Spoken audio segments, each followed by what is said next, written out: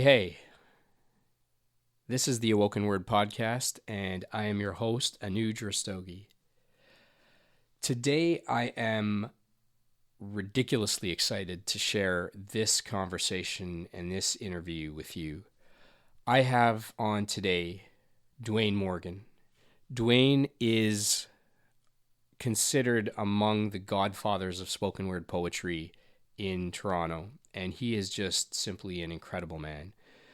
We actually had this conversation back on Wednesday, October 10th, and at the time that we recorded this, Dwayne was still just wrapping up last-minute preparation and his rehearsals for his 25th anniversary performance and showcase. You'll learn that Dwayne Morgan has actually been hustling for a solid 25 years, creating a scene and a platform for not just his own work, but for many artists. He had been really gracious in the past, having me as part of the lineup for some of his spoken word and performance showcases. He is cool. He is eloquent. He's got this style and this wisdom about him that is both beyond his years and yet so fresh and so just energetic. I didn't really know what to expect when Dwayne came by, and I wasn't sure what this conversation would turn into, but as you'll hear, this conversation goes deep very, very quickly. We speak at length about being an artist, the role of an artist and of a person in the public eye in shaping the world. We talk a lot about being fathers of young daughters, which we both are, and what it means to be a man today and how we can challenge some of the hurdles and all of the bullshit that we have in society throughout history. But I would say the one thing we speak the most about is this topic of race. Now, I wholly do believe that race is a social construct, but it's a social construct that is just so real and tangible for so many people that we just can't ignore it. Now, a warning to some of our listeners: if you find the subject of race uncomfortable, or if you're just plain tired of hearing about this, you absolutely should listen to this episode. This episode is for you. If you're the kind of person who's always thinking about race and race relations, you're going to find a lot of nuanced conversation here between Dwayne and I. We spend a lot of time as well talking about music, hip-hop, and we touch on Colin Kaepernick. We talk a little bit about Beyonce, the U.S. civil rights movement, and what race means uniquely here in Canada. Listening back to this conversation, it was a good reminder to me that I need to slow down. I often get really excited and just really impassioned, and some of my words were slipping out of my mouth faster than my brain could process them. So I'm going to be doing my best moving forward to try and slow down a little bit so that I'm not eating my words. Anyhow, despite nearly a 2-hour conversation, there's a lot of things we didn't get around to talking about, and I look forward to having Dwayne back on the show at some point in the near future. Dwayne's just quite simply a really well-versed and incredible man, so I'm excited to share this conversation with you. I learned a lot from him, and I trust that you will too. I give you Dwayne Morgan. This podcast is my humble attempt to bring a full grain of sand of goodness to the beach of human experience. Inspiring. This podcast is my love letter to all of you.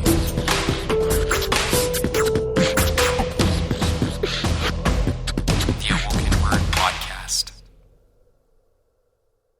So we are joined here today by Dwayne Morgan. Dwayne, where do I begin with you? Father, author, spoken word poet, activist, photographer, entrepreneur, writer, speaker, mentor. The list really goes on. I think you're a Renaissance man of sorts.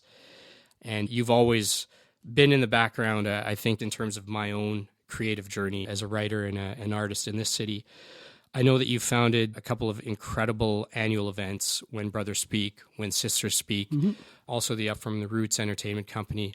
So you've clearly got your hands in a number of things. I know that you've won a number of incredible achievements for your work in the community and on the scene. You've produced north of 100 events at this point. I am happy to say I've been to many of them, you know, in between doing all of these things and over your career having opened for folks like Cardinal Official, Saul Williams, Russell Peters, and still being as grounded as I know you are, because, I know many of the people that you know, and no one's really ever had anything negative to say about you. And that's eventually, I think that stuff does come out. But if you're just a genuine person, which seems rarer and rarer in today's world, it seems not to be the case. So, Dwayne, thank you. Just big ups for being here. I really appreciate your time. Definitely an honor. Thank you for inviting me. For those of our listeners who don't know you yet, who are you? Who is Dwayne Morgan, the man? What are your trials, your tribulations? Like, how do we get to know you more? I think a lot of the things that you said are who I am. I don't create a big separation between the things that I do and who I am. I try to be as purposeful in the things that I do as possible, so that they're all a reflection of, some different aspect or element of me as a person. I've always believed in creating opportunities for other people. When I started my career, there were, a lot of closed doors. There were a lot of people who weren't very supportive of what it was that I was trying to do. And, you can allow that to be what is, or you can change it. And my career or life to this point has really been about changing that. And showing people that, you can help people, and it's not about, competition, or it's not that, this person is better, or they're going to get this opportunity and I'm not going to get it. That stuff is completely irrelevant to me. It's really a matter of creating the platform that allows people to recognize a greater or a different or a new part of themselves that they might not otherwise experience if this particular thing did not exist. And I think, creating a space for people to share is one of the greatest things, because as we become more dependent on technology, we lose out on that human connection. And for me, it's always been important to maintain human connection by bringing people into a room and having people listen to each other, whether it be somebody singing or saying a poem or somebody's dancing, but just that communication that happens in a very real human space is what has always been very important to me, and I try to maintain as best as possible. Right. It sounds like you're coming from a mindset very much of abundance and not scarcity, right? It's not the crab bucket approach, and not try and let people get out, but just create a space, create an opportunity, and just let people shine if they can. Yeah, opportunities are always going to come, and I always believe that what's meant for me is meant. Nothing can stop what's meant for me. But if I can facilitate something that allows somebody else to receive what is meant for them, then I'm going to do that as well. And, I have this thing in one of my books where I speak about how integrated our dreams and purposes are. And we don't always think about this. And I say, if when the guitar was invented, if somebody eventually looked at the guitar and said, hey, maybe we should try and make an electric, guitar. And if somebody didn't do that, would we have Jimi Hendrix? Right? So Jimi Hendrix was dependent on somebody else before him amplifying this guitar, right, so that he can be who he became. How many people have fallen in love with the guitar because of Jimi Hendrix, because of Eric Clapton, because of, these people? But that wouldn't have happened if somebody before that didn't say, let's make the electric guitar. So our dreams and purposes are connected beyond ourselves, right? So there's certain things, if I have an idea, if I don't pursue that idea, I might not be creating the platform that somebody else is going to need in order to live their best life. Right. So I see things as beyond myself. I'm doing this because somebody who might not even be born yet might need what I'm doing right now in order for them to fulfill their purpose. So it's not really about putting myself as the center of, the world and the universe. And we live in a very narcissistic, egocentric, kind of society. Right. But it's really just the understanding that I'm a vessel that allows other people to find their potential.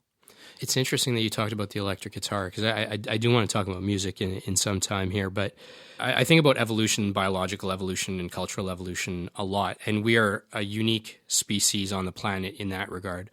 Not only do we evolve socially and culturally and biologically, but we also are the one creature that evolves things and things that we create. Like the guitar started off as some other simple instrument of, two strings or between someone's fingers, and they plucked it and it made a noise, and then someone decided to string it on a piece of wood, and then so on and so forth, and then eventually get someone amplifying it and figuring out all of these different, compositions of humbuckers and which wood works best. But yeah, we do that, and we all stand on the shoulders of giants where we stand today. So it's interesting to hear you say that and creating that yourself and paying it forward in a sense. Yeah, I mean, I think that's ultimately what we're, supposed to do. And we sometimes we get caught up and we do it, but we only do it for our children or for our family. But I believe, we're just supposed to do it for humanity, for people in general. I have people who've come to my events, got on stage, who don't even like me, and I don't care. That's not what I'm there for. This is not a popularity contest. I'm here just to create a space, and if you use the space for whatever you want to use it for. But I believe that it is my purpose to create these platforms, and I think the greatest joy for me is hearing like you say that I played a part in your life story, right? And there's hundreds of people who could probably say that because they've come to my event and did this or that. And that's the greatest thing, that at whatever your journey is, if I played some little part, and I don't even need the accolades, and I don't need to be in your bio, and none of that matters. I just want to know that there's somebody understands the purpose behind what it is that I've done, and they've used it to propel themselves forward. Yeah. Well, I mean, thankfully, I think dozens, if not hundreds of people could quite comfortably say that about, the platforms and the spaces that you've created. I'm curious to understand, you've talked a little bit about creating a space for others and paying it forward, but what motivated you in the first place to start doing, the things that you do? And, over the years that you've been doing this, have you found your motivations have changed? Have they solidified? Have they evolved? Like, what's that process been like? Well, it's an interesting thing because, I mentioned in my Everyday Excellence book that it wasn't until around grade 10 that I actually realized that I was Black. And what I mean by that is, obviously, I look at myself and I know that I'm Black, but what does it mean to be Black socially, in your environment? Like, what does that truly mean? When people see you, what do they see? And what does being Black mean? What does being a Black male mean? And that came through reading the autobiography of Malcolm X. And through that, so many of my experiences started to make sense in a whole new way, in a whole new light. And I actually became, very militant, pro-Black in a lot of my, thinking, seeing a lot of the stuff that was happening around me. And then a few years after that, when I started to write, like I said before, there weren't opportunities. I wasn't welcome at open mics. I wasn't welcome at poetry readings. So there were really no opportunities. So I realized I was going to have to create them for myself. So from the age of 18, I just started creating opportunities for myself and for the rest of my friends who were hip hop artists, singers, dancers, whatever. And that's how I started up from the roots. I was still in high school with nowhere to perform, but I had all of these stories that I wanted to share. And I was just like, let me create the platform.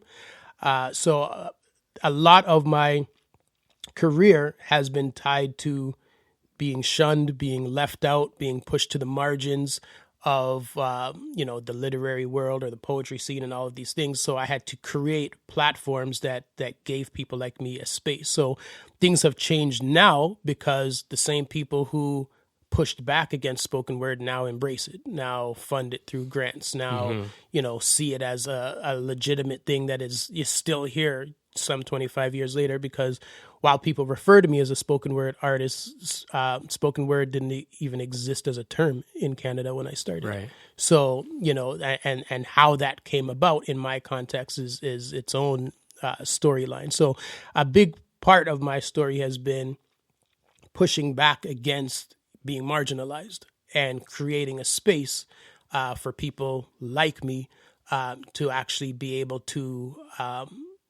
be heard, be respected.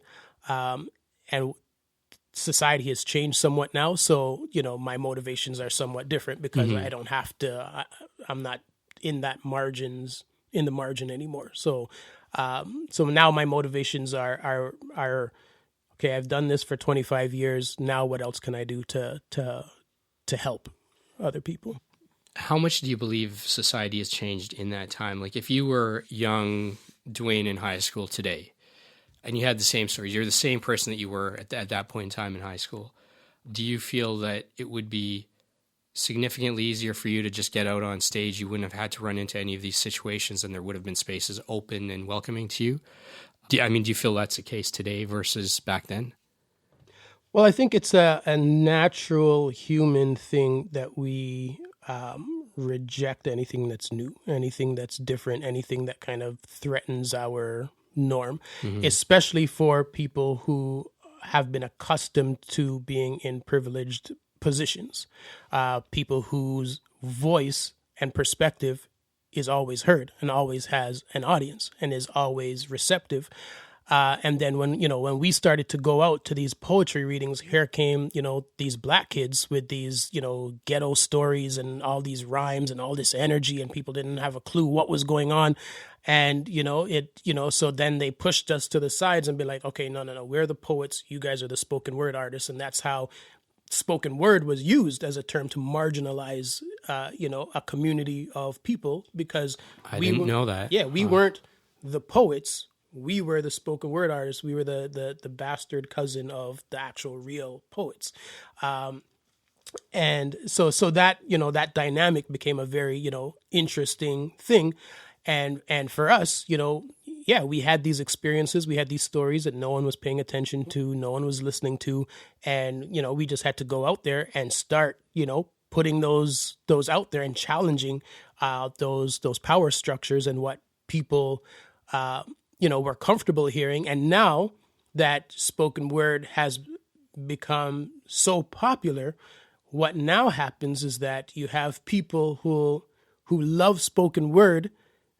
They just don't like the aggression of the black spoken word or the colored spoken word. So they want someone to do that thing, but who kind of looks and sounds like us, who makes it digestible for us. It doesn't make it uncomfortable. Right. Yeah. We don't want it to be uncomfortable. Like, we like it, but not that aggressive, not that, oh, now I'm going to think about social issues or whatever. We just want to, whatever. So it's interesting that, the only spoken word artist really that has gone on a national tour in theaters, it's not black. The only spoken word artist who has, that I know of, a national book deal, it's not black, right? But we started all this stuff, but it gets to a point where when it becomes marketable, you're going to find someone who has the essence, but not the content of what this stuff is really all about. I'm going to tell you flat out here.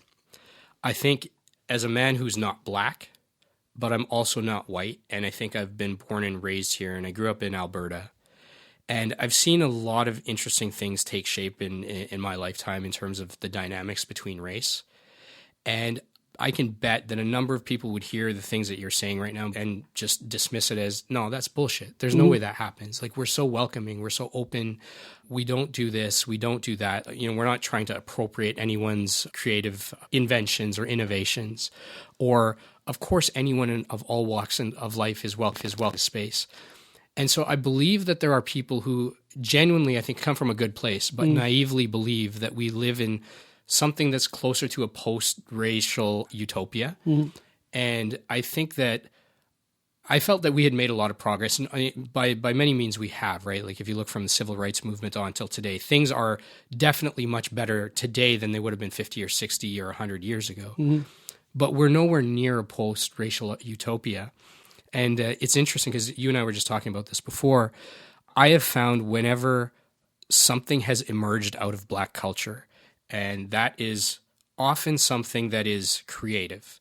That could be rock music. Most of the godfathers, godmothers of rock music are black women, black men. Everyone from Keith Richards from the Rolling Stones to Elvis Presley will, credit Chuck Berry. Even country music actually originated in the Deep South from black musicians and black artists. Ray Charles used to play with country bands in his time. So hip hop, which is now maybe known as quote unquote black music or urban music, is not the only thing, but it goes beyond that. It goes on to the worlds of art and other spheres. But to your point, the moment it becomes marketable, it's now, we like all the cool stuff about it, but maybe something about this is rubbing us the wrong way, or maybe it's playing to guilt that we have repressed that we don't want to address, Or I like this, it's cool, but it's not representing me. So I'm going to take this, I'm going to make it my own, and I'm going to cut you out of the mix.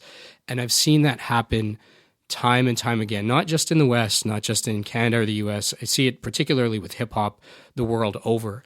And I find it sort of a sad, recurrent irony of sorts. Yeah. And I mean, that's the thing, people don't necessarily want the reminders of, what reality is like, because people much rather, it's more comfortable to live the lie of what you think life is, because you think however you live, everybody else is living that way. But, I mean, I've been called the N-word. I've been denied service in stores. We could spend the whole time talking about things that I have experienced that I wish I never experienced, that I wouldn't want anyone else to ever experience. But these are parts of my reality of growing up and living in this city. And, I still walk into, certain environments and have to be on guard in case something happens, because the last thing you want to do as a person of color is just be completely caught off guard, and one of these things happen, because then you don't know how you're going to respond. So you always kind of have this guard up, which people now call a chip on your shoulder. But, when you have all of these things that have happened to you, who wouldn't have a chip on their shoulder if all of these things constantly happen to you in this environment that people say, oh, this stuff doesn't happen, but we live it. Yeah, and it's not an environment that you visit every now and then. It's the environment that you live in. It's the ecosystem that you live in. There was this one situation that happened in particular that I found actually really, really disheartening for me personally. I was in D.C. with a bunch of colleagues, and we were in a club that was maybe 10 minutes from the White House. And it was one of these like nightclubs, dinner restaurant type thing. So there's a large private dining room that they had there. Really nice space. And they had a table. It was probably, I'd say maybe like 80, 90 feet long. So there's about 40 people there. And almost like most people from Toronto, but some other colleagues that were up from the States. I would say if you took a demographic mix, sort of scattered from age demographics, but it was probably mostly white, and then there's a handful of South Asian or brown people.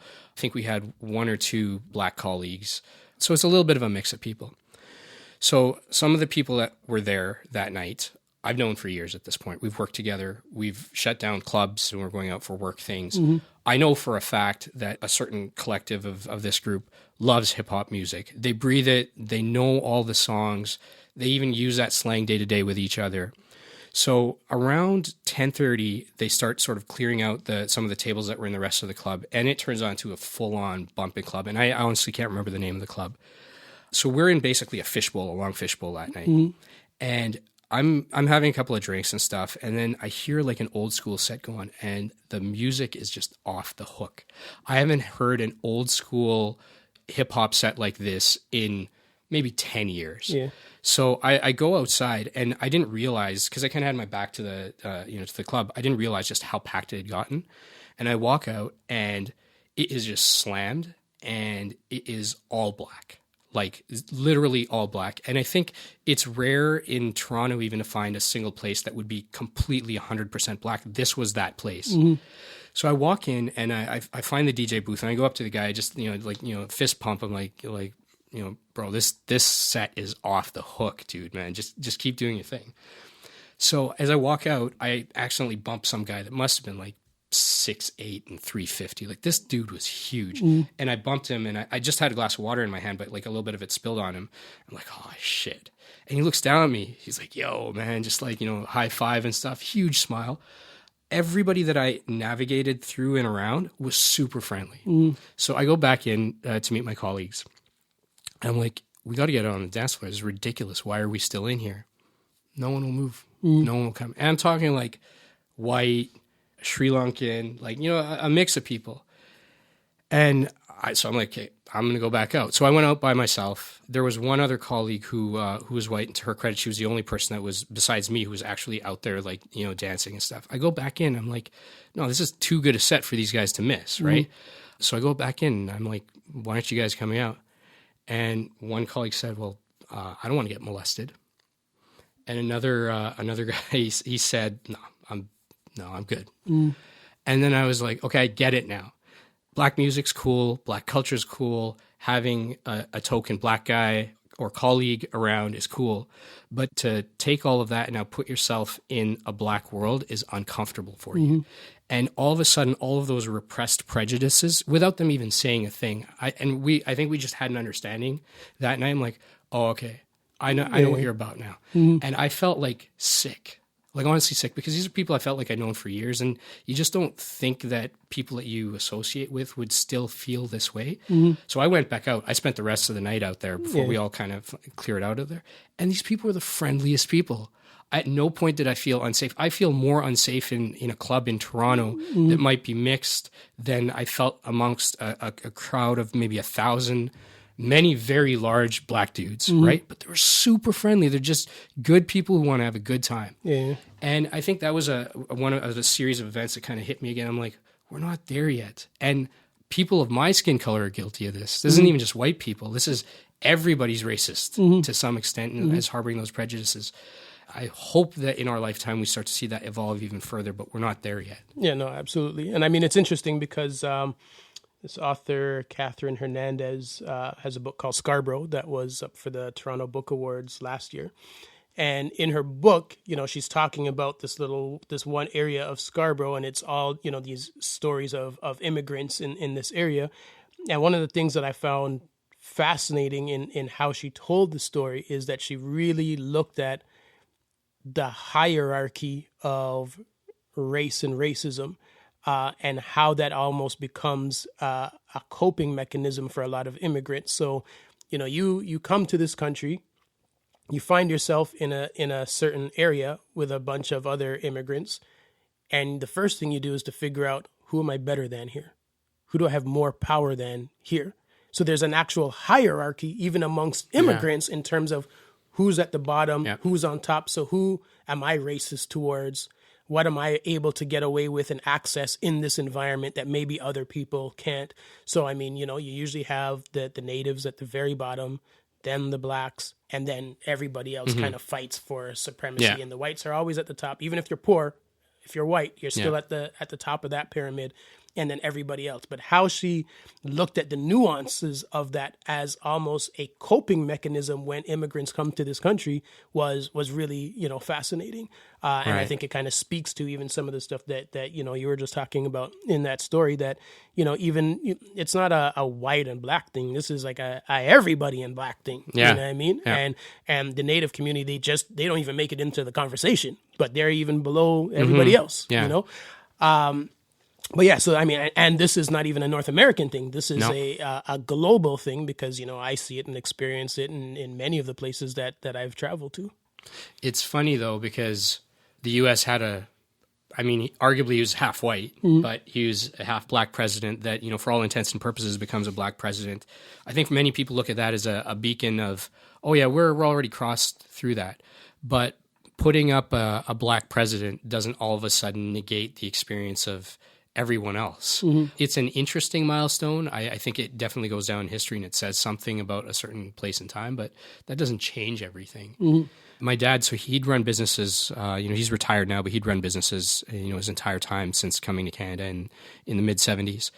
When he was up north in Alberta, because he's just such a gracious man, and I think he honestly just tries to put other people first and try to put their situations first. There was a lot of Native reservations or Aboriginal reservations around the place where he was in. At this time, he was a manager in a grocery store.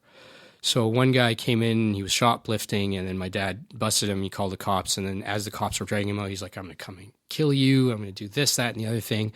And he called my dad like the N-word and did all of these things, right? So it's the irony of, an oppressed person calling another immigrant, a racial slur that's not even accurate, but it just kind of goes to show the dynamic there. Right, yep. Then my dad actually talked to the guy who was the chief of that particular band and said, hey, this guy's said this. He's like, oh, that's my nephew. Don't worry about it. I'll take care of it. So the chief went to his nephew and basically told him, stay the hell away from this guy. This guy takes care of our community. He's good to our people. I don't want to ever see you around him again. Don't you dare threaten him. So that's the kind of guy that my dad was. So fast forward, he was running gas stations for probably about 20 years. And when he'd see customers come in, I remember him telling me this completely unprovoked one time. He's like, when I see a Black customer come in, I actually try to be even nicer to them than I already am. Like, he's a pleasant guy to begin with, but he almost has his own mini affirmative action thing going on in his head where he's like, he believes that a black person and a white person coming into his store, all else being equal, probably faced some other experience that day that the white person didn't need to face. So it would be incumbent on him to just be a little bit kinder to that person. And it's hard for me to say if that's a wrong or right thing, but that was just the kind of the way he thought. And you're right, within even sort of the non-white community, there are these hierarchies that we create for ourselves where we can find power, where we have less power in one situation, we'll try and find more power somewhere else. Right, yeah. What does it mean to be black today? I mean, it's a good question, and not really a question that I can fully answer, because I think the black experience is so diverse, and as people, you know, we go through so many different things. So I mean, I can really only speak about what it's like to be a black Dwayne Morgan, you know, today. And you know, as a black male, I'm still very, you know, cognizant of everywhere that I go. I always survey my surroundings at all times. And, you know, I actually want to write a poem about this, but one of the interesting things is if I'm ever somewhere, and, you know, maybe people get off the bus and it's just me and somebody else walking down the street. If it's a white woman and myself walking down the street, automatically I'm like, okay, is she scared? Does she think I'm going to attack her?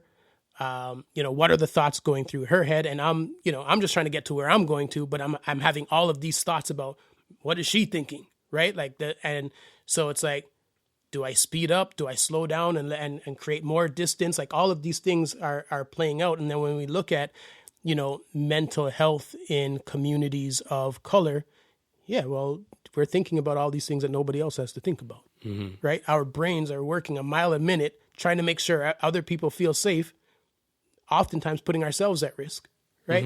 So, you know, it's, for me, being black today is just being, you know, constantly present, and aware of who I am, where I am in every surrounding. And, you know, a friend of mine once gave me a little stuffed chameleon, because I see myself very much as a chameleon, because in every environment I walk into, I have to become a different person. I have to check my blackness in a different way. I have to check my maleness in a different way at all times, because of the environment that I'm in and how it's interpreted and how it plays out.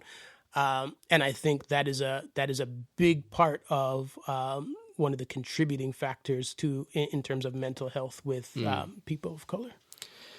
When you say some of those things, I can imagine some people hear that and they think, oh, this is just kind of playing to the same victimhood mentality and dismiss it, because again, it's not lived experience, right? Like until you actually live that, you can't really explain it. And it's easier for you to explain it to somebody else who is a black male than it is going to be even to me, to be honest. How do you respond to that when, you know, do people say that, no, you're crazy, you're delusional, like you're wrong, it's not like this? Do you have people preaching to you about this? Not really preaching to me, but I think it's you know, it opens the door to conversation. And I think, you know, I do a lot of workshops with educators and workshops in schools, and oftentimes I'll stand there and I'll say, okay, when's the last time you thought about your skin? And most people who are white, the answer is never. Or they might think of, well, the last time I had to put on sunscreen. Yeah. But for everyone in that room who's a person of color, they thought about their skin at some point that day. Yep. Right? Because whether it's walking into Tim Hortons, going to get gas or something, your skin, whether you're Asian, South Asian, black, whatever, you've thought about it. Yeah. Because it becomes a part of every interaction you have, every environment you go into, you think about it. So, you know, for those people who say it's just a race thing, I say, you know what? Talk to someone who we call obese and ask them, when they walk into a room, do they think that someone sees their smile or their size? Because these people walk into a room and instantly some feel insecure because they don't know if all eyes are looking at their smile or their size. And if they're not comfortable with the skin that they're in and their size, they're going to be very insecure and assume that everyone's thinking about their size, right? And when I walk into a room, people might not even notice my skin. but it's still a thought in my head that maybe they are. Right. Right? When they realize who's about to facilitate this workshop, naturally people see me and they decide, is this going to be any good? Is this guy going to be preaching to me? Blah, blah, blah, blah, blah, blah, blah, blah, blah. Because our mind just goes a mile a minute. Who is this black guy? What's he going to say? And, so there's some people are open to what I'm going to say. There's some people who are closed at the beginning. They might open up by the end. But this just happens because it's the natural biases that we have. And the worst thing anybody could say to me is that they don't have bias, because everybody does. Everyone does. Yeah. Everybody does. So just own it, and then we can move from there, because everybody has bias, because you're not going to meet every single human being.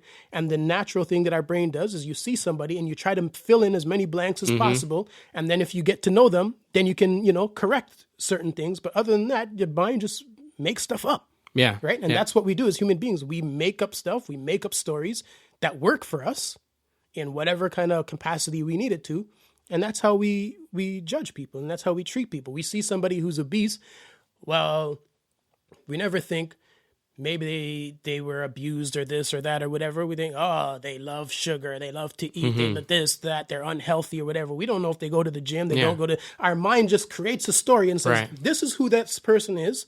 And until we learn otherwise, this is who this person is. And so for those of us who, walk through the world in, skin of color, we're always cognizant of the fact that at some point, people will notice this and treat us based on whatever story is in their head. Right? So, I have had those discussions, but I think, when I ask people when's the last time they thought about their skin and what it meant to be, or what it means to be in that skin in a certain environment. And when I give the analogy of the obese person and the smile and the size, they can kind of see it a little bit different. But people get very defensive around race stuff. Right. It makes people uncomfortable. Yeah. So I always have to try to take it a step back or take it out of that, That right there is fascinating, that you have to make someone else comfortable or feel less uncomfortable with a real world fact for their convenience. That you're actually in a situation where you have to worry more about the feelings of this person who doesn't want to think about or talk about or confront this idea of race. You're worried more about them than they are worried about you just having an open conversation about it. Yeah, because I think the common narrative is that, again, it goes back to, they just have this chip on their shoulder and this stuff isn't real. Yeah. But how does the chip get there? Well, the ridiculous things I've heard here is slavery's hundreds of years ago. We never had slavery in Canada. This is a free country. Look at all these, successful black athletes, musicians, whatnot. So there could be a million people, and you'll pick out a few success stories that, for whatever reason, have managed to achieve a certain level of success. And now that becomes if they can do it, how come you can't do it, sort of thing, without any real regard or respect for that story that led up to that moment they're having an interaction with you. And you're right. I think if 10 40-year-old people walk into a room and sit down, those aren't 10 40-year-old people. That's 400 years of individual and collective experience walking into that room. And then we presume to know that story the moment we look at somebody, which is ridiculous. And we all do it too. It's not just any one person. I do it. I'm guilty as charged. As soon as I see somebody walk down the street, I will start to make a story in my head. And if I catch some part of that story playing to some stupid stereotype that I don't agree with, then I'll try and correct the story. But regardless, I don't know this person. I've never met them. Yeah. I'm no one to be creating that story for them. And yet even I do that, and I'm aware of it. You had written this poem, and I don't know exactly what the title was. I think it was Dear Beyonce, but it was about Beyonce. And this was shortly after her Super Bowl performance. Right. And I remember listening to you drop that poem, and I thought, holy shit, how did you capture that abstract an idea in such a it was such a slick and subtle way. Like, you sort of assumed a different clothing. And I didn't actually completely catch on until the very end what the full point of your poem was. But I found that really interesting. I found that sort of a good example of this discomfort with talking about race. I found that actually a really great example in terms of your work that I've seen of representing that. Can you talk a little bit about that piece and what triggered that? Well, I mean, the piece was written based on the uproar over Beyonce's Super Bowl performance and her ode to the Black Panthers political party. And, after that, there was all this fallout because, Beyonce is an American icon. And, people were offended that she had political views, that her political views leaned towards the Black community, that she was actually, paying reverence to the Black Panther Party, who were investigated as an American terrorist group, when in reality, they had school programs. They gave kids breakfast before they went to school. They had homework club. The part that America didn't like was here were these young Black people who were aware of the law that said you have the right to bear arms. And the worst thing that you can ever have in America is Black people who are armed.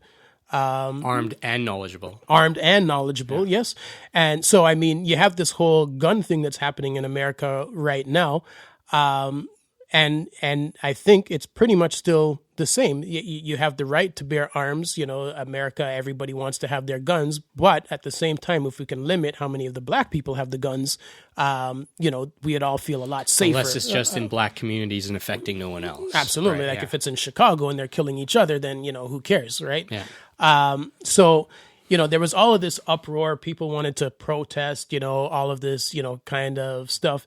And so I wrote the poem really just to speak about the ownership that people feel that they have over, Black celebrities who have attained a certain level of success in the mainstream, almost as though these people owe them something, almost as though they didn't come from a community that, was impoverished or that has needs or that is still struggling today. Almost as though, they're supposed to live their new reality and forget the reality that they came from. Yeah. And, it has always been, and I wasn't even a fan of Beyonce until the Super Bowl performance. I was like, okay, now she's turned a corner, and everything she's done since then has been in this new corner. Right. So I don't know what sparked it or whatever the case may be, but now I'm a fan of Beyonce. I've seen her twice since then. And I like the fact that, we have a responsibility to use our platform to speak about things that are happening, right? We look at what, the whole Colin Kaepernick situation. It's no different. Yeah. It's like, I wrote a poem about him too, but it's looking at this whole idea of, okay, I'm not gonna, people don't want to come out and say it, but there's this thought that we own you. We made you. Yeah. Like, how can you do this? How dare you? How dare you do this when we gave you everything? Who cares about your talent? Who cares that you were on Star Search? Who cares that, your parents sacrificed all this stuff for you? We made you. So there's a certain amount of respect you're supposed to pay to us for the fact that everything that you have, we gave to you, right? And it's this idea that, we're supposed to tap and dance and play to that when it's just not realistic, right? Yeah. And so I definitely applaud her for that stance, and I applaud everybody who uses their platform for the greater good beyond themselves. Do you think that artists, athletes, people in a level of public prominence, do they have a greater or different responsibility than the average person to use that platform? Just because they have that platform, do you believe that they should be using it for that? Well, in a perfect world, I would say yes, but a lot of that comes from, your upbringing. A lot of it comes from, your social networks. If you just hang out in social networks that are just me, you'll never think of other people. You'll never think, hey, I have this platform that other people can benefit from. You just think you. But if you grew up, volunteering, if you grew up doing things with kids, you've come from, certain communities, then that's kind of a natural part of you. And I think, through the Colin Kaepernick situation, through things we've seen in the NBA, I think we'll start to see a lot more athletes and celebrities actually trying to use their platform to to do more. You look at, LeBron James opening up a Yeah. school. You look at stuff that Akon has done in Africa. It's like, hey, yeah, it's great. We can make this money, but when we die, this money is still here. So what can I invest it in to help some other people while I'm here? And I hope to see, more people doing that. And again, this is not something where you have to be a celebrity to do it. Right. I tell people, whatever you have, there's a good chance you have more than enough to help somebody else. And that's what I've done, right? And, you can't compare my bank account and Beyonce's bank account because it'll be laughable, but I have enough, whether it be time, energy, resources, to do stuff to help other people. And and you haven't had to sell your soul to do it. Yeah, absolutely. Right? It's funny because Colin Kaepernick is actually next on my list of things to talk about. I find this situation is so interesting for a number of reasons. I think the idea that a identifiably black man who is, a prominent, successful athlete, at an elite level will now kneel down and peacefully and civilly disobey some sort of social decorum or norm is infuriating to some people. How dare he kneel during the anthem when from the beginning, both he and, I believe the Army vet that first gave him the idea of, kneeling and why he could consider that. From the beginning, he's been saying, I'm not protesting the anthem. I'm not protesting the state. I'm protesting police brutality largely directed at black people. Full stop. He's never changed his tune on it. And yet, if he was to get angry and yell and scream or get militant or violent, he would play into that narrative that the same, group of people would expect of him. But the fact that he's just being civil and that he's got people rallying behind him, I think is just so terrifying for people. And I think that's the power and that's the brilliance. And I've, a lot of admiration because he's one guy where, he basically did lose pretty much everything along the way. Inevitably he has a level of fame and he's got support behind him. And now this Nike deal happened, which I have my own sort of qualms about. But regardless, he's actually stood up or rather kneeled for something he believes in. And many other people have followed suit. And he's raising an issue in a very important venue, which brings together America. Like football is not black or white. Football is just football in America. It is basically religion for many people. And if he's taken that opportunity to do it, then, one should applaud and understand where he's coming from instead of just demonizing him and kicking him out. And I think that, if I'm the powers that be at the NFL and the networks, they're probably pretty pissed off that this guy didn't just go away. We thought we'd fire him. We thought he'd just kind of slip into the backdrop. But no, he's still here, and he's more prominent than ever. And that must piss them off. Well, absolutely. And I think they didn't expect that this would still be an issue, that this would still be a discussion, that his name would still be mentioned. And attendance ratings have dropped with the NFL and their brand. And there's a lot of teams that have quarterbacks that absolutely suck. And people are like, this guy went to the Super Bowl and has no job. Why are you using this guy who sucks? Like, you have no commitment to winning here because this guy went to the Super Bowl. Yeah. And he's not here on the team. Like, what are you doing? So there's people who can actually see there's a problem here, right? How is this guy unemployed and you have these losers on the field? Like, this doesn't make any sense. Yeah. So, people can see that now. And I think, it's very similar to Muhammad Ali. People hated him. Yep. Right. And then he died a few years ago and everybody loves Muhammad Ali, this American icon. I'm like, when he protested the Vietnam War, y'all didn't say that. Yeah. Peaceful protests, stripped him of everything. And then, but he didn't back down. He did his thing, got more into social awareness and activities. And it's the same thing with Kaepernick, where, being able to show that I'm willing to risk everything because this stuff is that important is huge. It says a lot to the community. It says a lot to people. It speaks about conviction. It speaks about integrity. It speaks about authenticity. It speaks about, living a life beyond yourself. Right. Because most of us, am I going to give up $6 million to go and kneel and whatever? But he gave up everything. Yeah. Right. And most people just would never do that. But it goes to asking people, well, what do you believe in? What are you willing to sacrifice for? And it'd be curious to see, 10, 15 years out from now, does Colin Kaepernick just become another face on a T-shirt? Because, Ali has been that. He is without question, amongst history's greatest athletes and a masterful trash talker, but a man of substance, spoke his mind.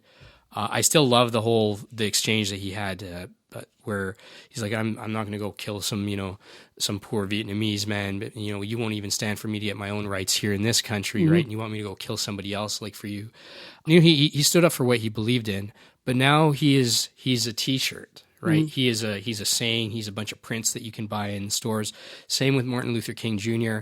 I mean, in his time, from all that I've read, Martin Luther King Jr. was hated by both much of the civil rights movement and by the white establishment, because for the white establishment, like Kaepernick, he's this civil, gentlemanly, orderly, button-down black man who's making a very good point and making it very difficult for us to keep shutting him down. And I think he learned a lot of what he did in civil disobedience in his time studying and going to India, visiting Gandhi's family. And then you had other members within the civil rights movement who didn't like that he was trying to play to a proper white narrative. So he was loathed almost on both sides, but now he is the T-shirt emboldened civil rights face. Che Guevara. I've actually seen people walking down the street with that, and they have no idea who Che Guevara is. They just really like that photo and that T-shirt, and everyone else is wearing it. And so inevitably, somebody fights really hard and makes a lot of sacrifice to make something happen. And then at some point in time, it becomes easy to whitewash that history and say we always loved him from the beginning, when that's not really true. Right. And in most of those instances, it is not really true. And it goes back to the conversation we were having about, hip hop and pop culture. At some point, people will be like, I can make money off of this, and then they'll do it. And they'll make money off of the Martin Luther King shirts and that sort of thing. I think part of the discussion that a lot of people don't really have is that, in the case of Martin Luther King, a lot of his success should be attributed to Malcolm X. And should be attributed to the fact that Malcolm X gave America an alternative. Right. You're going to go with this peaceful, turn the other cheek guy, or you're going to go with this armed by any means necessary guy. But either way, change is going to happen. You choose which one. Yeah. And the thought of what Malcolm X's America would look like made Martin Luther King the easy choice to be like, all right, if change is going to happen, let's go with this guy's version of peaceful, passive change. So I think the other piece when we look at, Kaepernick and all of these things that are happening is that if things don't happen meaningfully sometime soon and the frustrations keep boiling under the surface, you will see a rise in violence. You will get back to the times when they had riots in Watts and Detroit and all of these things, because there's only so long that people are going to sit around and just be ignored and have these issues just have washed over and have people think that these issues don't exist. People have their lives, their children, their livelihood at stake. And because we live in a time now where none of the stuff that we see happening is new, it's just now people are capturing it on their cell phone. Yeah. Now we have social media, so now we actually see it, right? So black people being killed by law enforcement is not a new discussion. New. The fact that you can watch somebody die on Facebook, this is new, right? And this is now people are like, oh, okay, taking notice to this stuff or whatever, but this stuff is everyday stuff that happens in North America. But now we're actually seeing it, knowing the names, and if we don't do something about this, there will be an uprising of sorts because it's happened before in the States. So to think that it won't happen again would be ludicrous. How do we get enough people to care about this? Because I follow things as close as I can, particularly in the U.S. I think Canada has got many similar issues, but is a different kettle of fish. I follow Sean King on Twitter, and he's actually been a I think, a conduit for learning about a lot more about, what happens after it hits the news.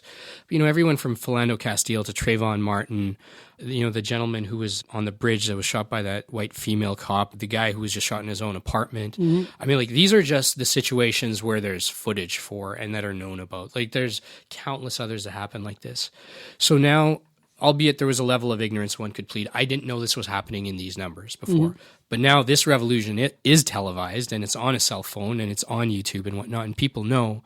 And yet it feels like it's just rotating in the news cycle. It doesn't feel like, I'm not getting a sense like there's a real significant social movement to change this yet. And I don't know if that's only because it's only still affecting Black people largely and mostly Black men, or it's just because we're bombarded by so much other media and fear and uncertainty at all points that we're distracted very easily. Even though something like this is scary and compelling and important, something else more scary and compelling and important captures our imagination and we look the other way.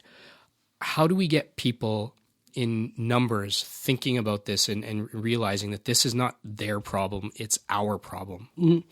Well, I mean, I think that's the difficult thing, and we've been trying to figure that out for generations, because what is happening in the Black community is not a Black problem. It's not it affects Black people, but until those people who are in power challenge their own privilege and say, hey, we need to actually do something about this, nothing is going to change.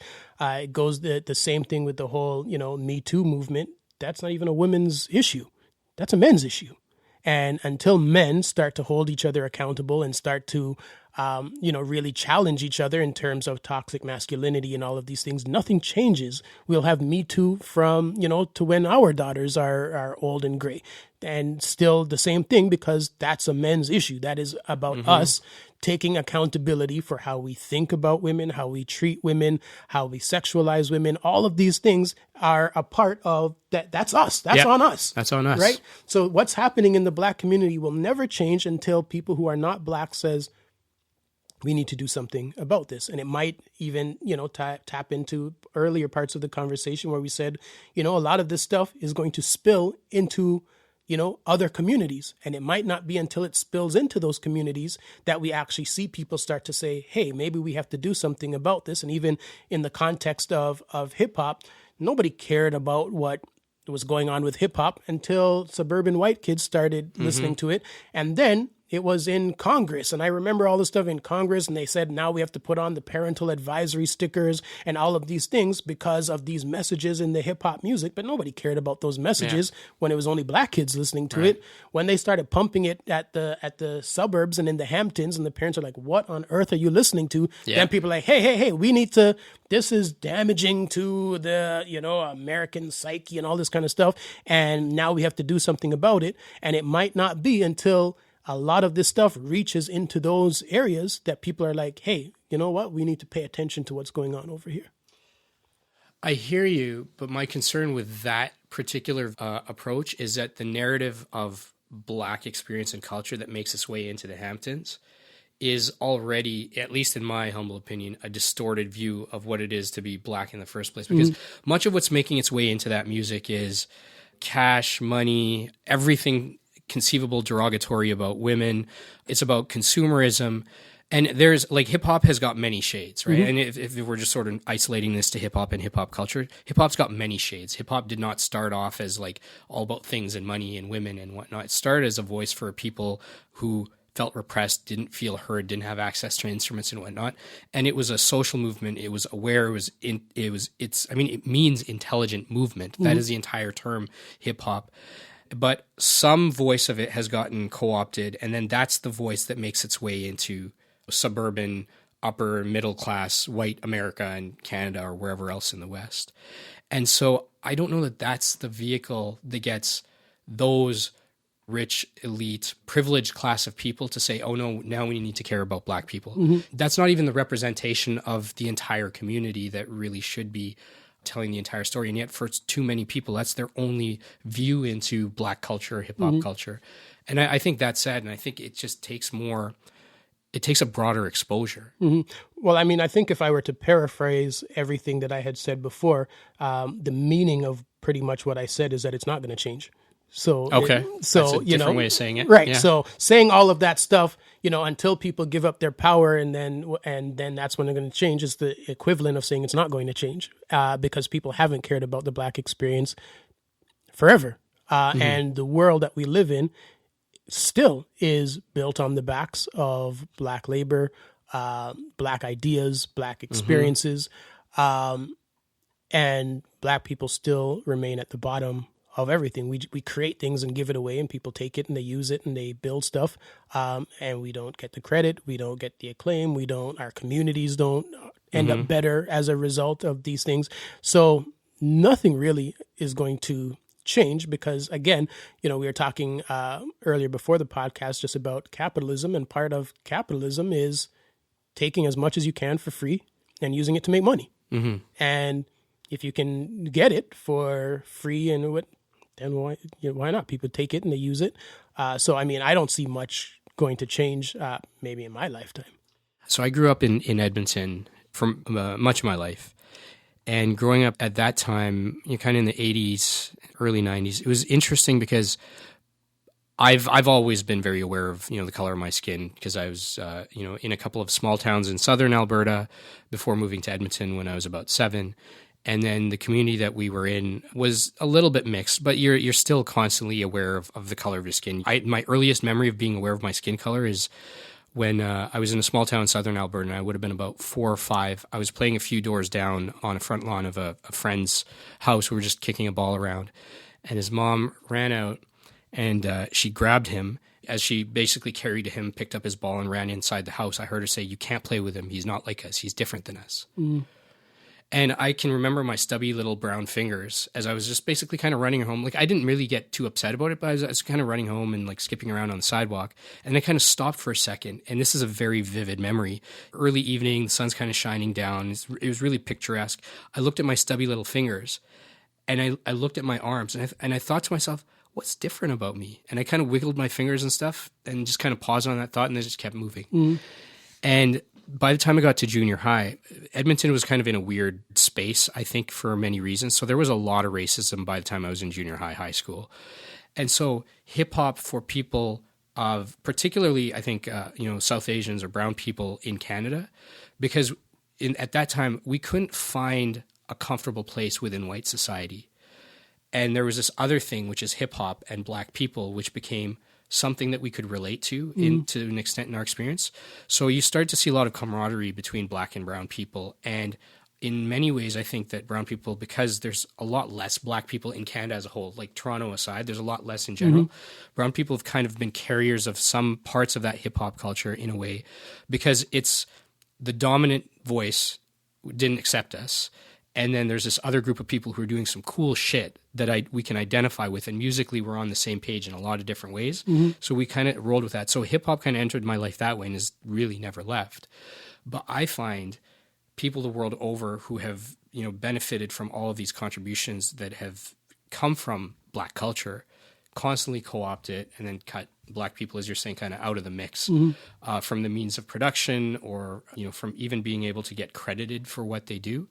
And I feel as a second generation immigrant here, I owe a lot to Black culture and to Black people, because I've benefited from the crazy old white racist guy who will say, well, you know what, the Asians are doing well, the Indians are doing well, why can't you do well? In his hierarchy of people, he's putting us somewhere in the middle only because Black people are at the bottom. And I think that I'm the benefactor of that really sad situation. But I think that we owe Black culture, I think, the credit that it's due for all the things it's contributed. In much the same way, here I think we owe a lot to Aboriginal brothers and sisters for just letting us stay, right? Like, my ancestors didn't come here and murder and slaughter a whole bunch of Aboriginal people, but I'm now here, and my parents came here, and we're the benefactors of some of that stuff that happened in history. So it would be naive of me not to at least respect and honor that at the same time. Yeah. And I mean, it's interesting too, because, I've seen in the last few years various stories and things about, the spoken word scene in Toronto. And I'm floored at any story that speaks about spoken word in Toronto that my name isn't mentioned in, because it's unheard of. How can it be? The spoken word term didn't even exist until my movement started. So how can you have stories about the history of spoken word in Toronto? My name isn't even mentioned in the story, but it just goes again to see how we get written out of our own histories and experiences, whether on big scales or small scales, but it happens all the time. You touched on this a little bit earlier. I want to kind of pivot a bit. So you have a daughter, and she's 11. What does it mean to be a father, and particularly a father to a young girl? For me, it's really a matter of being an example, trying to be a friend, trying to shift the narrative in terms of what society believes, men are supposed to be, how women are supposed to be treated.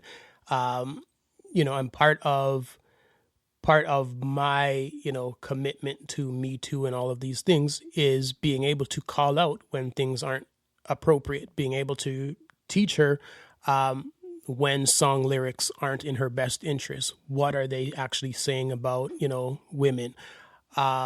Looking at how women are represented on TV and movies and media, and having those discussions with her so that she doesn't believe that this is how it's supposed to be, but she understands, okay, well, this is a character, this is a story, this is whatever, this is not who I am supposed to be. Right. So, for me, being a father has been probably the best hat that I've worn of all the hats that you've, listed at the very beginning of the podcast. It's definitely a challenge. I think, having a girl, I mean, there's no manual for parenting. So you just got to figure it out. Yeah. But I mean, as a man having a daughter, then that's even more to figure out, because you're like, hey, I have no idea what your experience on a daily basis is like, because, I didn't have that. So it's also a lot of learning. It's not just a matter of, me teaching her what I know, but it's what can she actually teach me, as well. And, one of the most interesting things I think I ever did with her is, I sat with her one day and I was like, okay, well, obviously, I've never had any practice, being a parent before. So how would you say I'm doing as a parent? And having a discussion where she actually got to tell me how she thought I was doing as a parent. And it was a really, interesting conversation, because I don't think, parents ever really ask that of their children. I don't think children ever really think about it. It's just like, yeah, that's my dad or whatever. But, based on what you see on TV, based on what you hear from your friends, based on, whatever's in your head, how do you think I'm doing? And then, the things that she thought I could do better at, I was just like, okay, now this is stuff I can work with, right? Because now it's not me just trying to make it up. This is me hearing directly from her what she would like more of and stuff, and then me being able to act on it. And I think more parents should probably do that. I'm making a mental note right now. I should do that. Yeah, and then I think it takes a lot of the guesswork out, because instead of, you beating yourself up or thinking that you're not on the right path, maybe you are on the right path. Maybe they like some of the stuff that you do that they think maybe they don't like. Maybe there's other things that they want more of. And when you give them the power to actually say, yeah, this is what I think, you're just like, okay. I mean, it's scary, because you're just like, well, you're just here trying to do your best, and you don't want to get, totally slaughtered by whatever they say. But I think, her being able to see that vulnerability, accountability, all of these things are so important, because now it makes me a real person. Right. It's not, I'm just dad, which is, just a title, but dad is actually a person with feelings who could say, oh, I didn't realize that. I'm sorry. Yeah. And these things are so important, right? Because then again, it just changes the whole dynamic and the narrative of what parenting is like. And then you create that opportunity where, well, if we could talk about this, we can talk about anything. Right. Right. And I think so. That was probably one of the best, conversations I ever had with her. How has it changed or impacted you as an artist?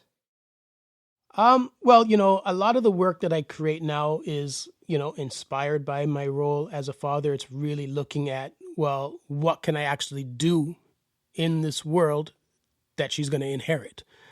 So it's even further taking myself out of the equation and really looking at, what what more can I give? What more can I do? What are things that are happening now that I should be, putting more attention behind? So I think it's allowed me to see the world through a different set of eyes. Listening to her experiences with, kids at school or, when she's at gymnastics or whatever, and how she sees the world. It just gives me another set of eyes to pull insight from that I can then share with people. Is she aware of race already? Yeah. She's very aware of race. She can call things out when she sees it or when she, feels it. And yeah, she's been involved in her school around things that have had to do with race and how certain kids were treated and this sort of thing. So, at her age, she is aware, and I think it would be a disservice to her if she was not raised with that awareness. Because, as I said before, you never want to be caught off guard. Right. And I think that's another thing where, parents who have children of color, you don't get to just raise the kids in, hey, go out there and conquer. You have to say, hey, with the skin that you're in, there are certain experiences that might happen. And when these experiences happen, this is what it might be about. This is how you conduct yourself, et cetera, et cetera, et cetera. Because we know even in the school system, Black kids get suspended more than other kids, expelled more than other kids. The cops get called more on Black kids than other kids. These things are statistically proven in the Toronto School Board. We know this. Right. So how do I ensure that my daughter stays in school? Well, then I have to give her the tools and the resources to know how to handle many of these situations that could pop up that ends up getting her suspended or expelled or all of these things. Right. And I wish that I never had to socialize her to know these things. Well, I imagine even at best, even if she's, never in that situation herself, she sees enough other people like her going through that, that's going to have an impact too, right? Like it's going to shape to some extent your experience and your worldview as well. Yeah, absolutely. So, I mean, maybe last year or the year before, she got off the school bus and there's another young Black boy who's a year or two older than her who gets off at the same stop. And there was a issue on the bus, and there seems to always be issues on this bus. So she came and she was telling me about the issue, and she's like, the bus driver yelled at him, and she's like, "Oh, Marion, stop being a thug." And I'm just like, it's interesting that of all the things you could choose to say, you call the Black boy a thug. The young white kid that he was play fighting and horsing around with never got called anything. So then it says, for this bus driver, when you look at this young Black boy, the bias that you have is that this is his destiny to be this thug, right? And that's what's going to come out of your mouth. And that's why you're going to call him out and not call out the other kid, because you see in your head that this is his destiny. He's going to be this thug. As a young Black kid, no one ever says, "Hey, you doctor, hey, you lawyer." They're, "Hey, you thug, you rapper, you basketball player, you whatever." And this is the narrative that is pushed onto these kids. And when you want to be something outside of that narrative, people often crush your dreams because that's not for you. Yeah, or they tell you stay in your lane. Yeah, absolutely, right? Yeah. So these microaggressions happen all the time, and you have to be able to build her resolve around these things because life is not fair. And it's never going to be fair, and you shouldn't expect it to be fair. Right. And based on who you are, these are some of the things that you will have to face, but these are also some of the things that you can do to overcome them. And, I tell, whether it's her or whether it's, the schools that I speak at, I say, excellence trumps every social negativity that's out there. If you agree 1,000,000%. Pursue excellence, doesn't matter how racist people want to be, they can never stop someone who's being excellent. Yep. Right? You look at NBA, you look at lawyers, you look at anything people want to do. If you are committed to being excellent, sexism is not going to stop you. Homophobia can't stop you. Racism can't stop you. You are unstoppable if you have committed yourself to becoming excellent. But you cannot become excellent without first falling in love with yourself. You have to believe that you have what it takes to be excellent. You have to believe that you deserve the fruits of the labor that come with committing yourself to excellence. So when I work with young people, one of the first things I try to do is get people to acknowledge the love that they have for themselves, because so many of us are walking through society and we hate ourselves. We hate everything about us. We're conditioned to look at our reflection and see everything that's wrong with us. And how do you live a successful life when even when you look at yourself, you see negativity? You can't have a positive life when you look at yourself and see negativity. So, working with kids, working with my daughter, the number one thing first is trying to build that level of let me love myself. It keeps coming up that we talk about love and talk about tolerance and acceptance of others. It starts right here. It starts with yourself, right? Like if you can't love yourself, it becomes, I don't even know how it's completely possible to love someone else if you don't love yourself. And loving yourself doesn't mean that you think that you are perfect and without flaw and without need of improvement. It just means loving and accepting yourself. And I believe that sounds so damn simple, and yet it's so hard for us to do. I'm not a conspiracy theorist by any means, but I do believe the system that's organically manifested itself around us is based around creating self-loathing and not self-love, self-doubt and not self-discipline. And in the process of that, money is made. So if you don't love yourself, if you don't love the skin you're in, if you feel you could be a little bit fairer, a little bit thinner, if you feel that you should be wearing that particular hat or those particular shoes or driving this car, whatnot, and in doing so, you will get closer to that sense of self-love that you're chasing. That false pretense is what's sold to us, and that is the engine that fuels the system that we're in, right? Because without fear and uncertainty, most of what we have around us wouldn't exist. And it's not to say we need to throw out the baby with the bathwater. I do believe most people are inherently good, and most people want to live in peace, and most people would ideally love to be able to love themselves, but they've never actually been shown how to do that or even told that they should do that.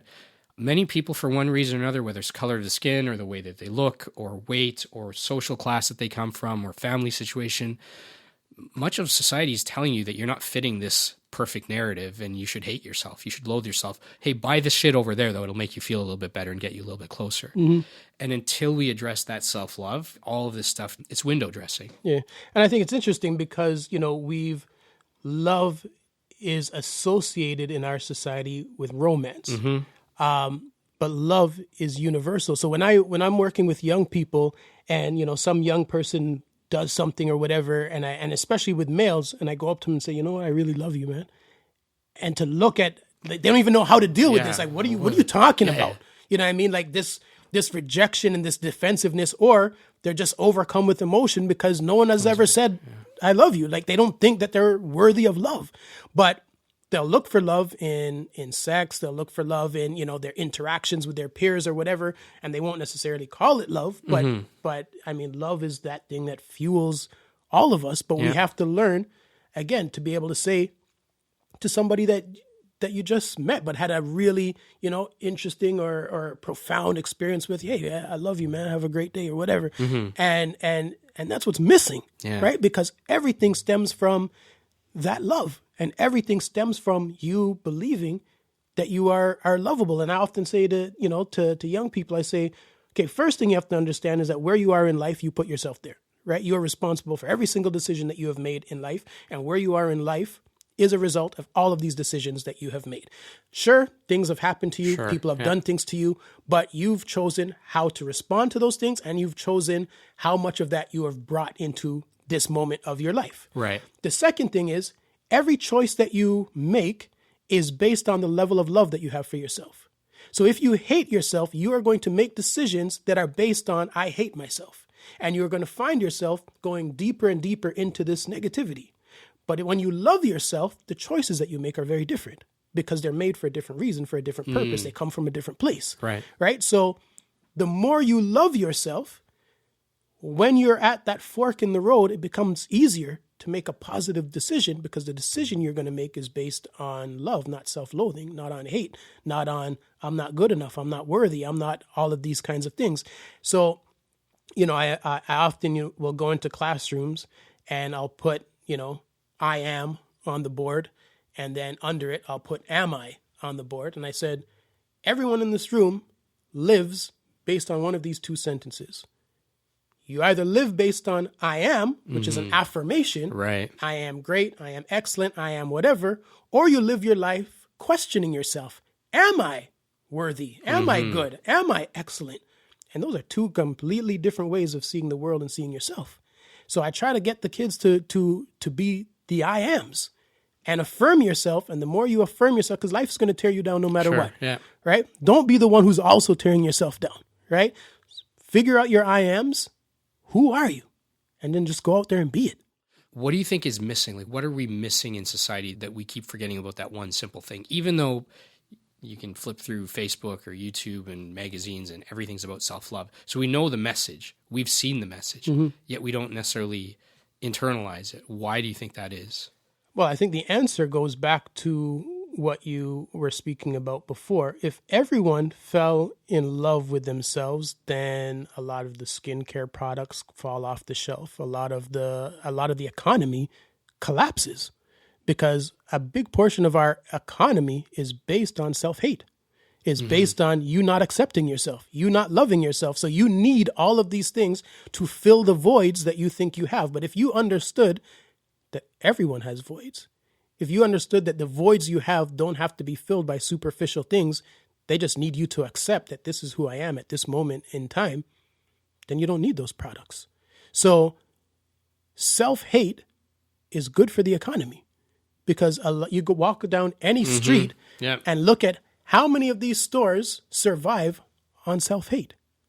And you'd be shocked and amazed to see that that is a big segment of our economy. Nobody would call it that, right, the self-hate economy, but it's there, and it's a big part of how our society operates. I've brought this up a few times. Again, I don't think that there's a bunch of evil geniuses somewhere in a boardroom that are plotting to rule the world in a very specific way. I think that's far-fetched. But the way systems have organically evolved, certain people have power and certain people don't. And in order to keep the power, you need to keep everybody else scared and distracted. And in the midst of all that, I've always thought, why is, albeit there are biological differences, and I fully believe because the data says so, there are biological differences between men and women at an aggregate level. So men may gravitate to certain types of work or certain fields or certain disciplines more than women in aggregate, but any individuals within those groups will have their own unique tastes and medley of interests. But I thought to myself, why is it that you look at kids' toys, and many of the kids' toys that are promoted to girls are dolls, they're about fashion, they're about hair care and all of this sort of thing. And the stuff for boys, it could be science, it could be dinosaurs, it could be war, it could be trucks, it could be remote control stuff. It's often a little bit more techie and a little bit more about working together as a team and whatnot. And so this is kids' toys in kids' aisles at a Toys R Us. And then I already had that idea going, and then I was at a Shoppers Drug Mart nearby, and this is about 4 or 5 years ago, and then it hit me. This magazine rack that they had, if you looked from left to right, it was sort of, you could see it organized from left was women, right was men. And if you went all the way across, it started off with the Examiner and Inquirer, like just trash stuff for, junk food for the mind, basically. Then it got into some of the women's teen bop and fashion and whatnot, where everything is about sex tips and makeup and fashion and whatnot. And I'm not hating on fashion. I think there's value in dressing your best and looking stylish and, finding a way to express yourself and all that. So there is a place for that. But, fashion and whatnot. And then it gets into house and home and gardening and knitting and stuff. Then you get some arts and crafts in the middle. Then you start to get into popular mechanics and airplanes and hunting and fishing and stuff. Then the news stuff like Time and Walrus and then The Atlantic, men's fitness and stuff. And then towards the end, you'll have like the wrestling magazines and the UFC magazines and whatnot.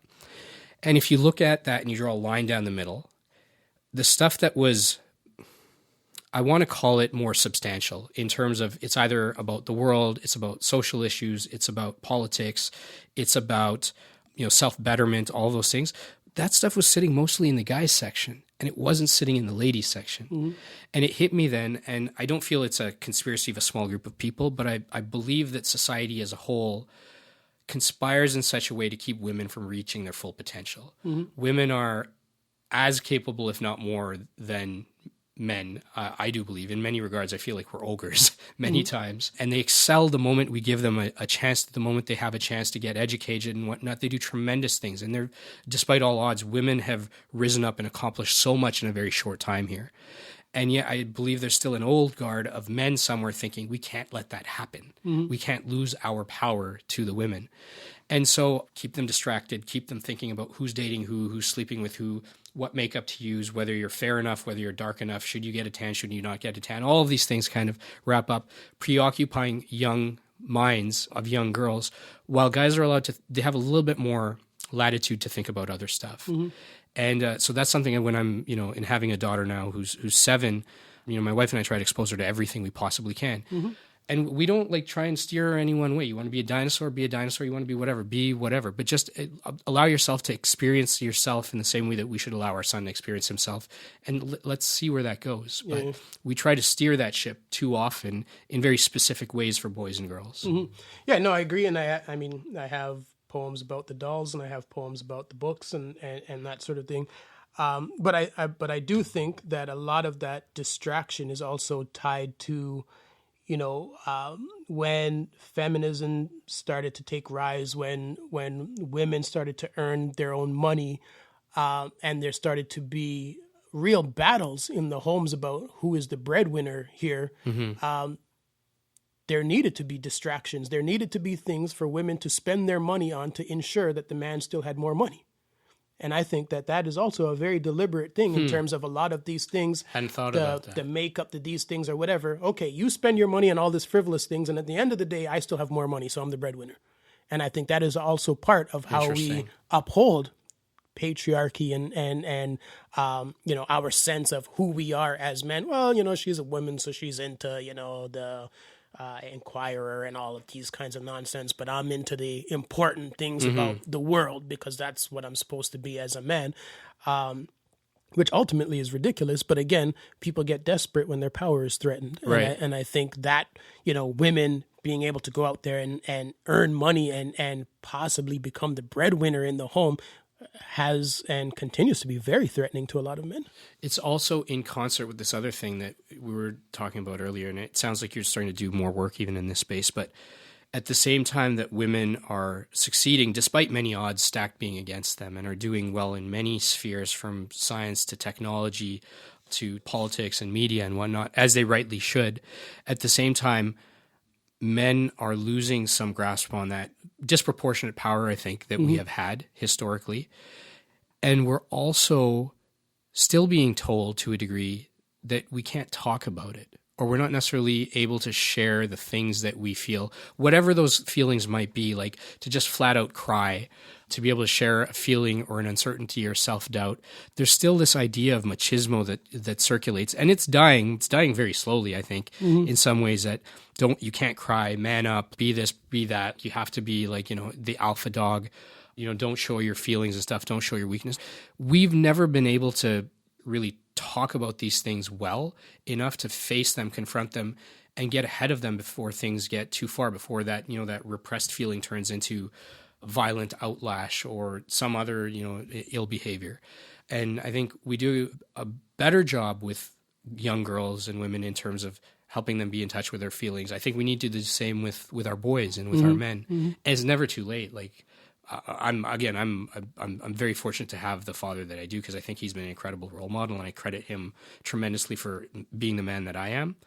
And he was never one to not talk about your feelings and stuff. He'd just be very open about it. But I know I've grown up with a lot of people where that wasn't the case. Right.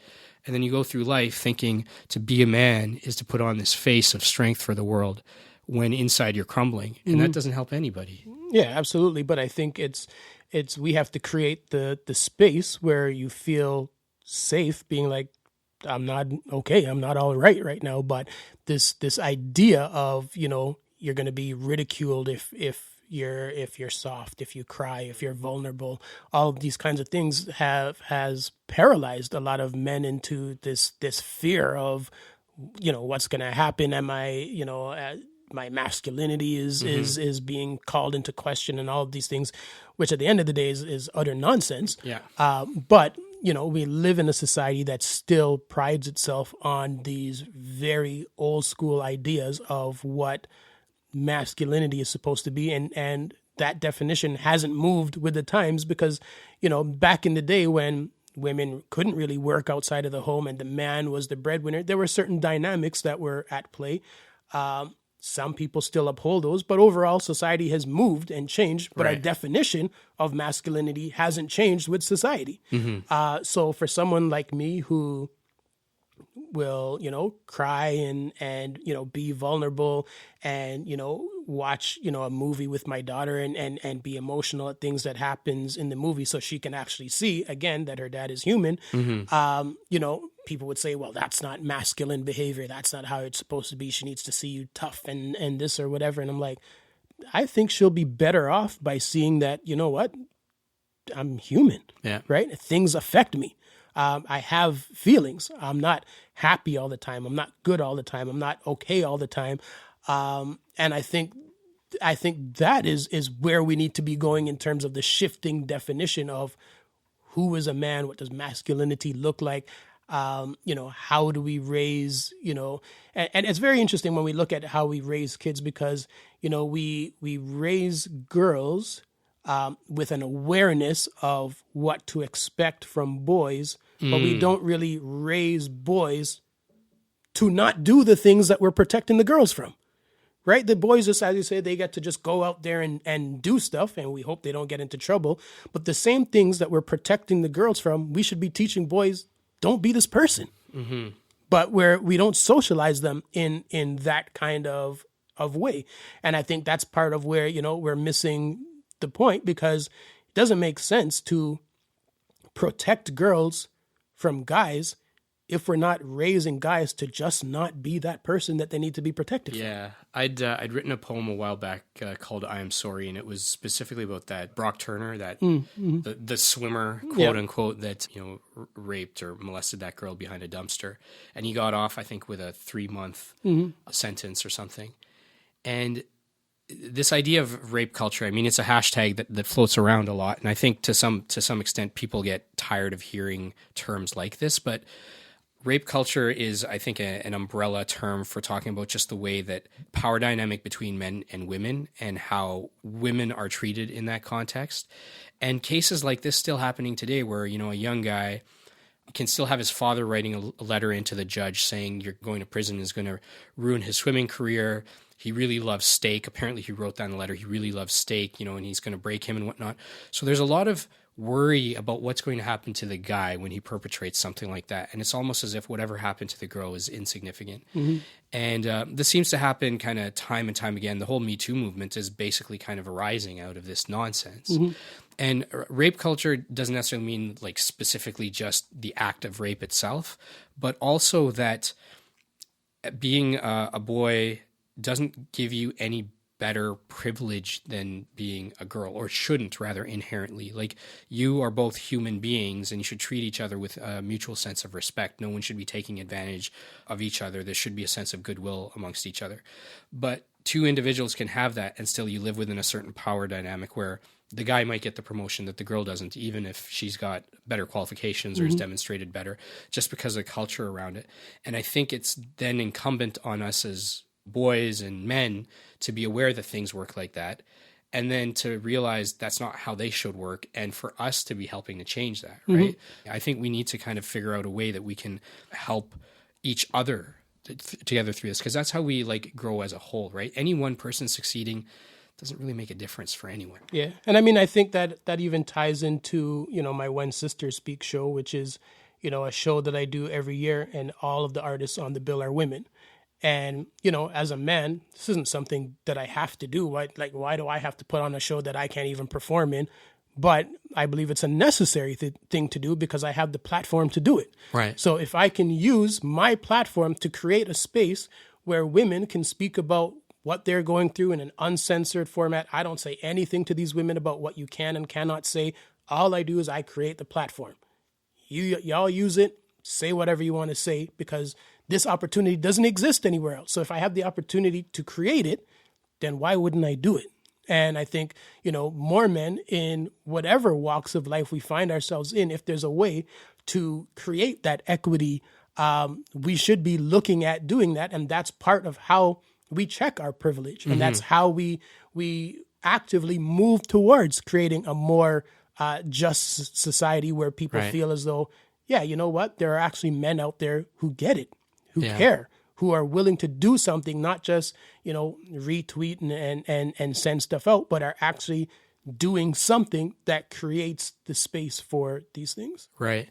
It's interesting that you put it that way, because I have to look up who actually penned this quote, but for a person in a position of privilege, even equality feels like oppression, right?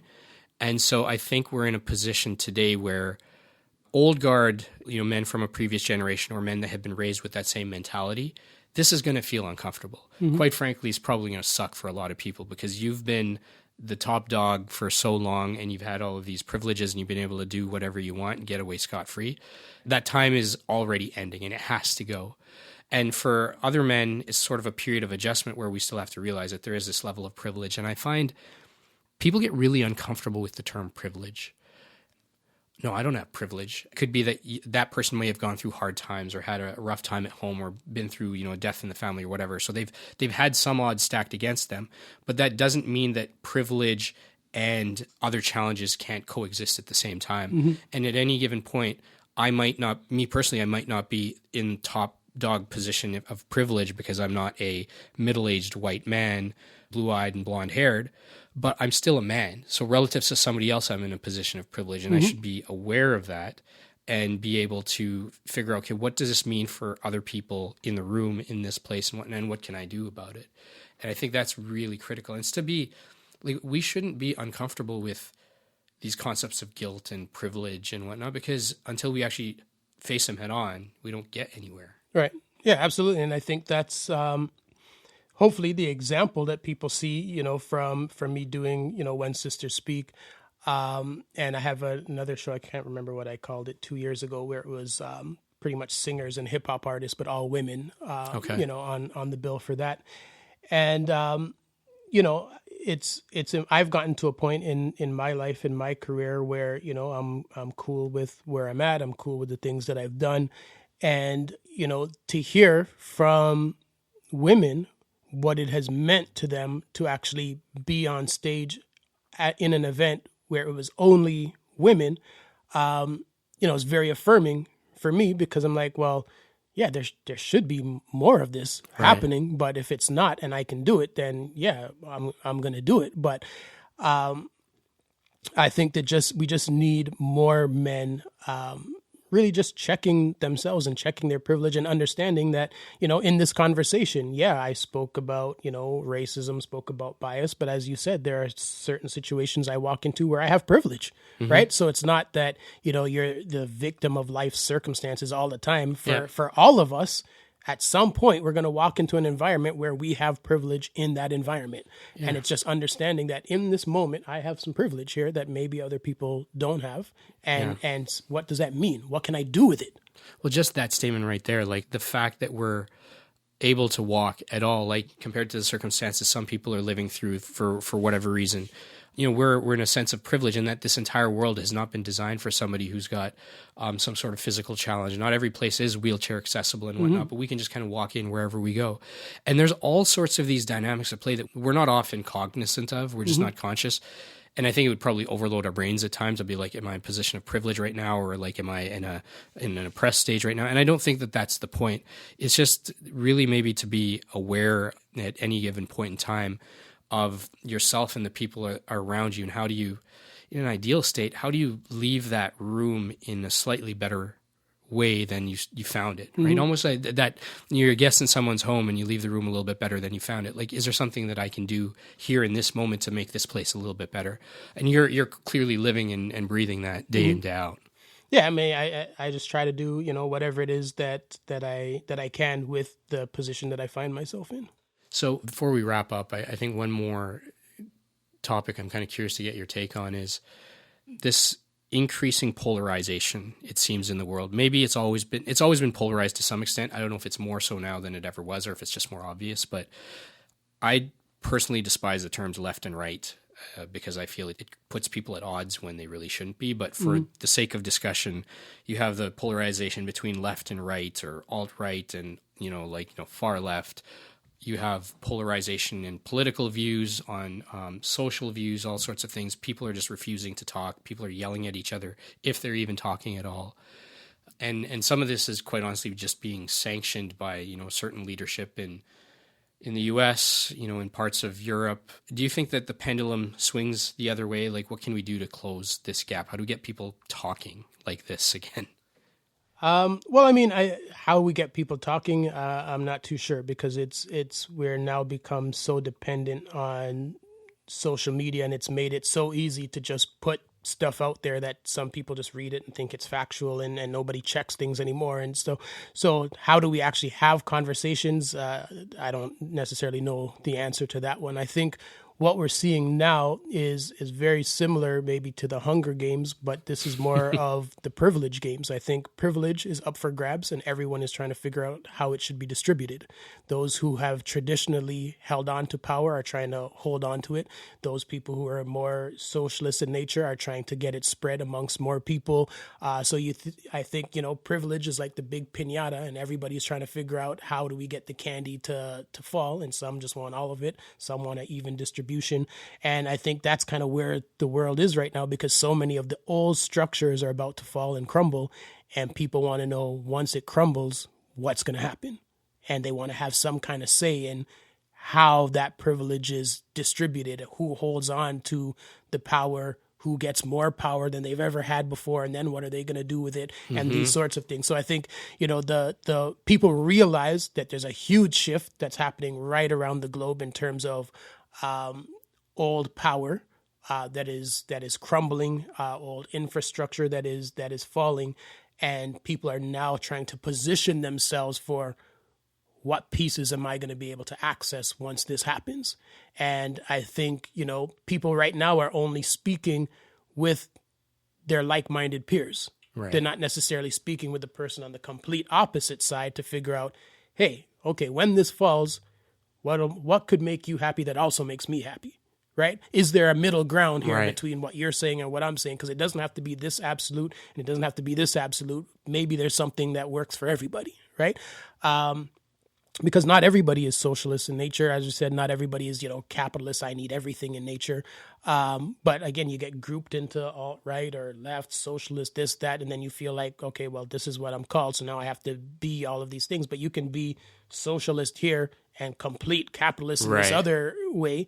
And that's how diverse people are, right? That's why I always have issues, when I look at the states and it's like, okay, Democrat or Republican, I'm like, how is it that defined? Yeah. Like I could be very liberal here, but very conservative over here. So then how do I vote?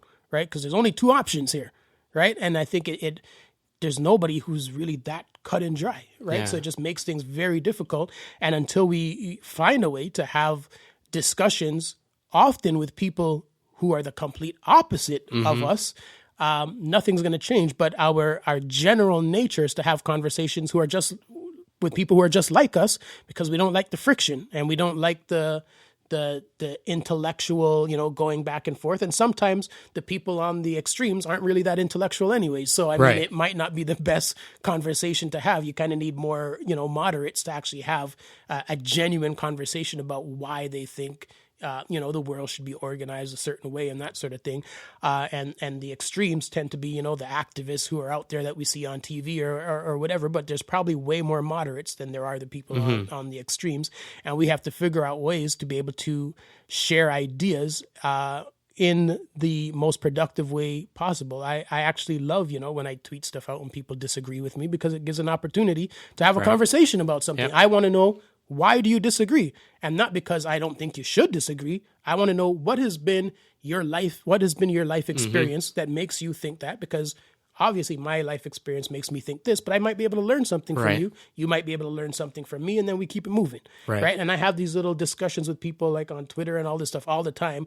People I don't know, I don't follow them. Maybe they saw, a hashtag or whatever, and then they wrote me, and then we just end up having this conversation. And then when it's done, it's done. You go on with your life, I go on with mine. But we've engaged in some kind of discourse that hopefully is productive by the end of that discourse. And I think, we need more of that. How do we achieve that more? I have no idea. I'm not sure. I just try in my own little world to do what I can on a grander scale. I don't know how that happens, but I believe that at the end of the day, I can only control myself and my environment. So I do what I can. And if other people see it and are inspired by it, then maybe they, do the same. And, you get a little snowball effect of activity happening. But, I can only focus on, my contribution to that and then and keep it going from there. Yeah, it's true. We're not nearly that binary. We're all these complex, moving, ever evolving pieces. Like what I think today, I might not think tomorrow. And, absolutely. And yet we float in echo chambers all the time. Dwayne, I really appreciate your time. Where can folks find out more about you and keep up to date on all of the incredible things that you're doing? All right. Well, thank you for having me. Again, it was a great conversation. People can find me on my website, dwaynemorgan.ca, and on Twitter and Instagram at Dwayne_Morgan. Awesome. That's a wrap.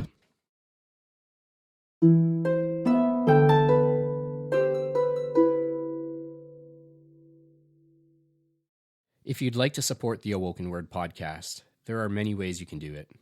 You can subscribe in your app of choice. We're on iTunes, Google Podcasts, Spotify, Stitcher, iHeartRadio, or TuneIn, for example. The biggest thing that you can do is rate this podcast and leave your review in iTunes or wherever you listen to it. You can also talk about this podcast, its guests, or the ideas shared on it in your own podcasts. If you find benefit in this show, tell your friends, tell your family, and even more importantly, tell your enemies. They'll appreciate it too. And of course, you can also follow us on social media, particularly on Twitter. Our handle there is @AwokenWord, on Instagram as @AwokenWord Podcast, or on our Facebook page. Thank you. Your support is greatly appreciated.